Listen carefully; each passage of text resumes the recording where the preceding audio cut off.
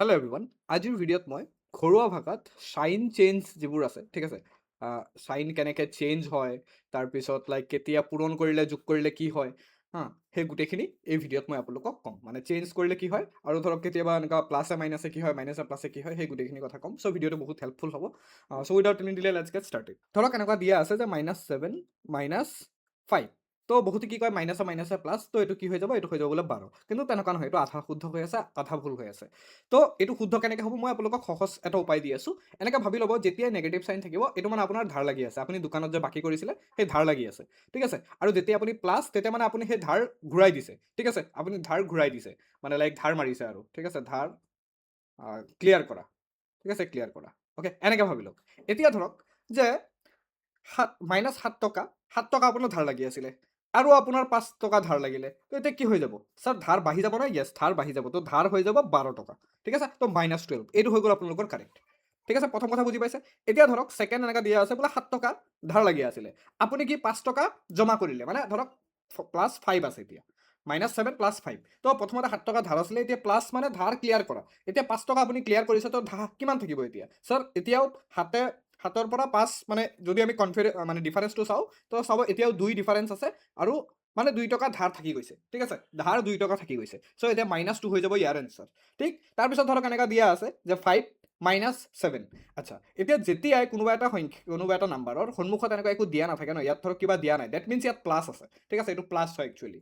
তো ইয়াৰ মিনিং কি, যে ছাৰ 5 টকা আপোনাৰ অলৰেডি জমা কৰা আছিলে, আৰু 7 টকা আপুনি ধাৰ কৰিলে, তো এগেইন -2 হৈ গ'ল। তো আশা কৰা এই যিটো কনচেপ্ট আছিলে, এইটো আপোনালোকৰ ধুনীয়াকৈ ক্লিয়াৰ। এতিয়া ধৰক মই যদি আপোনালোকক কওঁ, চাব নিজে আপোনালোকে কৰিব পাৰিছে নে নাই, যে -12 -13, তো কিমান হৈ যাব ইয়াৰ আনচাৰ। তো বহুতে মুখে কৰিব পাৰিছে যে -25 হৈ যাব, ঠিক আছে। যদি কৰিব পাৰিছে, ডেট মিনছ আপোনাৰ এইটো কনচেপ্ট ক্লিয়াৰ হৈছে।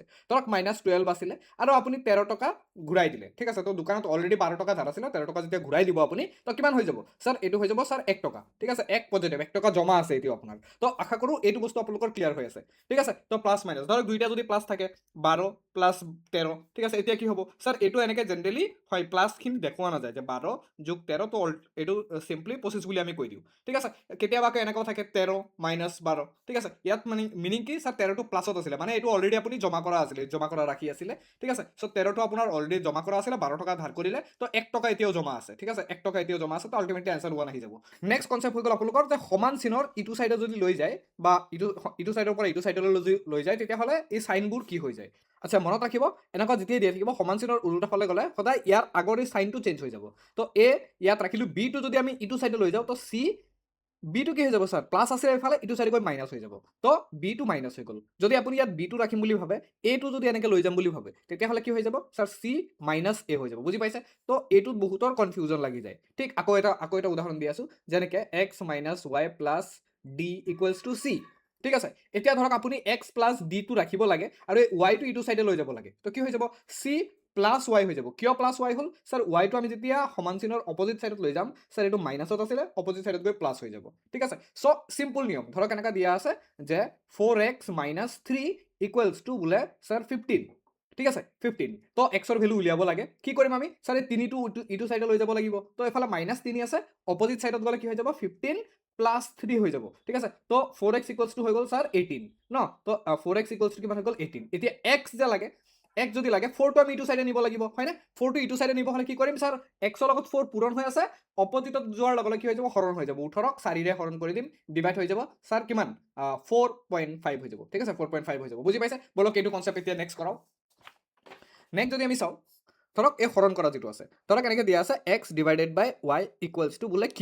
তেতিয়া যদি আপোনাৰ x2 লাগে, তো এই y2 ইয়াত হৰণ হৈ আছে, উল্টা চাইড অপজিট চাইডত q লগত y পূৰণ হৈ যাব, ঠিক। এই বস্তুটোৱে এনেকৈ আপোনালোকৰ x/y বুলি লিখা থাকে, = q, ঠিক আছে। এইটো চেম বস্তু ইয়াত x/y, এইটোৱে হৰণ চিন বুজাই আছে। তো এতিয়া ৱাইটো যদি অপজিট চাইডত লৈ যাব লাগে, আমি কি কৰোঁ, x এনেকৈ ৰাখি দিম, ৱাইটো অপজিট চাইড qৰ লগত পূৰণ হৈ যাব, qy, ঠিক আছে। তো ইয়াত পূৰণ চিন নেদেখায়, কিন্তু আল্টিমেটলি ইয়াত পূৰণ হৈ আছে, বোলে a * b = বোলে q হৈ আছে। তো আমাক যদি b লাগে, তো এটো আমি অপজিট চাইডত লৈ যাম, কি কৰিব লাগিব ছাৰ, qক a ৰে হৰণ কৰিব লাগিব, ঠিক আছে। আকৌ এটা এক্সাম্পল দিছোঁ মই, ধৰক দিয়া আছে বোলে 16x + বোলে লাইক 32 = বোলে 64, ঠিক আছে, 64। তো এক্সৰ ভেলু কেনেকৈ উলিয়াম ছাৰ, ইয়াৰ কাৰণে আপুনি চাইন চেঞ্জ কৰিব লাগিব। কেনেকৈ কৰিব লাগিব ছাৰ, প্ৰথমতে এই প্লাছ যিটো আছে অপজিট চাইডত নিলে কি হৈ যাব, মাইনাছ হৈ যাব।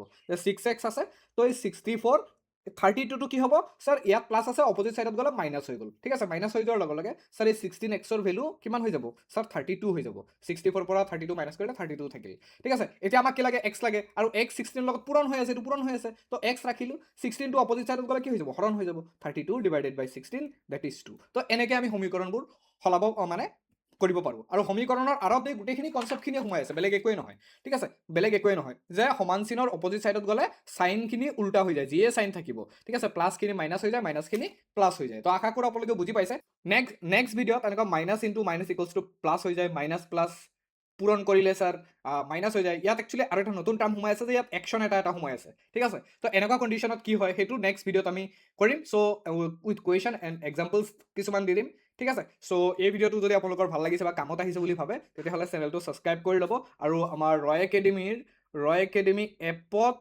একাডেমি এপতো এই ভিডিঅ'টো উপলব্ধ থাকিব উইদাউট এনি এডছ তো আপোনালোকে ৰয় একাডেমি এপটো ডাউনলোড কৰি ল'ব পাৰে আৰু তাত কিছুমান পেইড কোৰ্চো আছে আপোনালোকে যদি ভাবে যে মেথছৰ ফাউণ্ডেশ্যনৰ পেইড কোৰ্চ এটা জইন কৰিম যিটো আপোনাৰ ৰেলৱে এডিআৰই আছাম পুলিচ সকলোৰে কাৰণে হৈ যাব জাষ্ট 499 ৰুপিছত আপোনালোকে সেই ফাউণ্ডেশ্যন বেটছটো জইন কৰিব পাৰে য'ত নিয়াৰ এবাউট 170 ভিডিঅ' দিয়া আছে ঠিক আছে চ' আপোনালোকৰ কাৰণে সেইটো প্ৰথম দিনা আপুনি গোটেইখিনি ভিডিঅ' পাই যাব চ' প্ৰথম দিনৰ পৰা আপোনালোকে কোৰ্চটো ষ্টাৰ্ট কৰি দিব পাৰিব লগ পাইছোঁ অন্য এটা ভিডিঅ'ত জয় অসম জয় হিন্দ